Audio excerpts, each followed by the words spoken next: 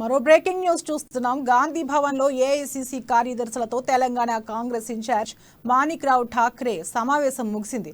అయితే ఇన్ఛార్జిగా వచ్చిన తొలిసారే మాణిక్ రావు ఎంపీ వెంకట్రెడ్డి ఫోన్ చేయడం హాట్ టాపిక్ గా మారింది.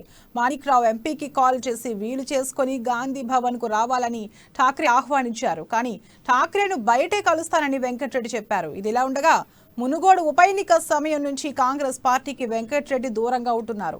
ఇటీవల ఢిల్లీలో ప్రధాని మోదీతో కూడా ఆయన భేటీ అయ్యారు. తెలంగాణలోని రాజకీయ పరిస్థితులతో ప్రధానితో చర్చించారు. దీంతో వెంకట్రెడ్డి బీజేపీలో చేరతారనే ప్రచారం జరుగుతోంది. ఇప్పటికే ఆయన తమ్ముడు కోమటిరెడ్డి రాజగోపాల్ రెడ్డి బీజేపీలో ఉండటంతో వెంకట్రెడ్డి కూడా ఎన్నికలకు ముందు కాషాయ కండువా కప్పుకోనున్నారని ప్రచారం జోరుగా సాగుతోంది. దీంతో ఠాక్రేను వెంకట్రెడ్డి కలుస్తారా లేదా అన్న దానిపై ఉత్కంఠ నెలకొంది.